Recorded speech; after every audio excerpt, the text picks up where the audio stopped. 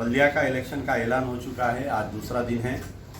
तो पता नहीं कि हमारे केसीआर साहब को कौन ज्योतिषी ने ये ऐलान कर दिया था कि जल्द से जल्द बल्दिया इलेक्शन। अभी बल्दिया का टर्म जो है फरवरी तक है।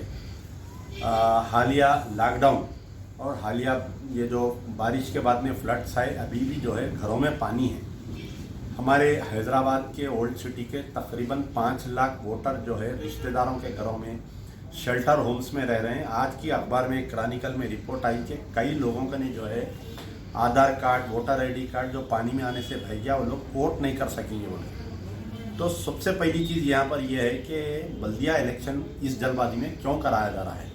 अभी देखिए आप, जो उस्मान नगर इलाका है अभी तक उसके अंदर पानी, हालांकि वो हैदराबाद का इलाका नहीं है, लेकिन वहाँ पर अभी भी घरों में पानी है। तो केसीआर साहब को आखिर इसकी क्या जल्दबाजी थी, ये समझ में नहीं आया।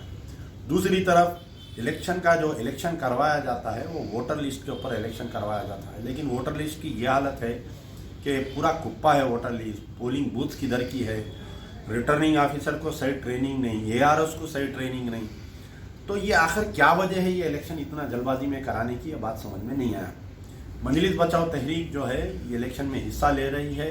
हमको कुछ प्रॉब्लम आया था जो इलेक्शन कमीशन में साजिश के तौर पर जो है हमारे को इलेक्शन कमीशन से निकाल दिया गया है, जबकि 1992 से लेके 2019 तक हम हर इलेक्शन में हिस्सा लिए।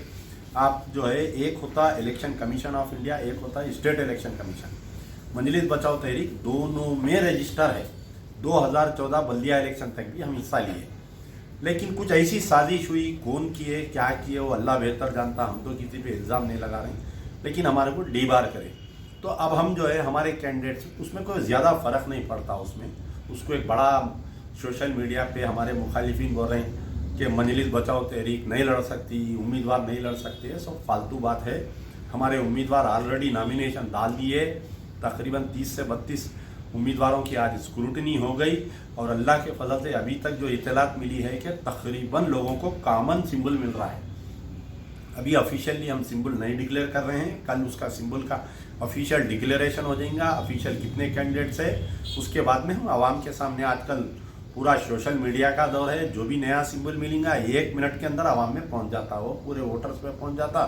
मेहनत करिए। अब मैं आवाम से ये गुजारिश कर रहा हूँ कि देखिए कि अक्सर आवाम जो है, चाहे वो सोशल मीडिया पे रहिए या कुछ स्टेटमेंट्स में रहिए, 5 साल से रोते रहते कि हमारे घर में पानी आ गया, लीडर नहीं आया, हमारे कने 8 घंटे लाइट नहीं है, हमारे कने सड़क नहीं है, हमारे बच्चों को दुख बीमारी। तो आप जब तक ये जो भी आवाम के प्रॉब्लम्स हैं, इसके लिए कहीं ना कहीं अपन ही जिम्मेदार है। जो ख़वातीन बोका शूटिंग कर रही, दूसरों का हक़ राय दही इस्तेमाल कर रही, मेरी माँ और बहनों से भी गुजारिश है कि खुदारा आप जो है उस दिन के 500,000 रुपये की सूरत देख के अपने बच्चों का मुस्तकबिल खराब कर दे रहे। आप जामिया निज़ामिया के फतवा भी है कि अगर कोई अपने शौहर का नाम बदल कर वोट डालेगा तो उसको जो है फिर से तजदीद निकाह करना पड़ेगा, दोबारा निकाह करना पड़ेगा।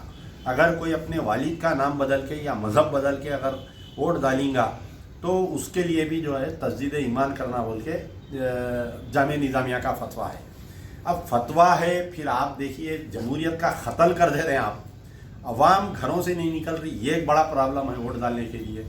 जिस वक्त गाजी मिल्लत अलहाज मोहम्मद अमानुल्लाह खान साहब 79 में जब इलेक्शन लड़े थे, 84 में फिर इलेक्शन लड़े थे, तो पोलिंग परसेंटेज 95% होता था।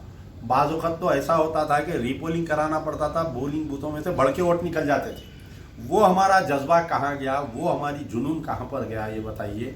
हालिया जो डबीलपुरे का जो बाई इलेक्शन हुआ, वहाँ पर 15% 10% लोग जेन्यून घरों से निकल के वोट डाल रहे हैं, बाकी के 15% बोकसिंग हो रहे हैं। टोटल जो है 25-30% से बढ़ के इलेक्शन नहीं हो रहा। अब तो ये कोविड-19 में इलेक्शन हो रहा, अब तो और वाटोला हो जाता।